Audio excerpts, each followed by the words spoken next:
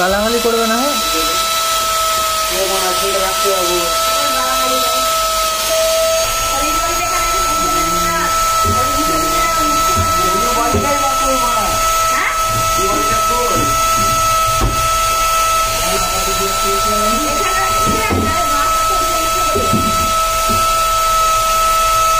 বলছি সারা জায়গায় গাল দিতে মানা করছি।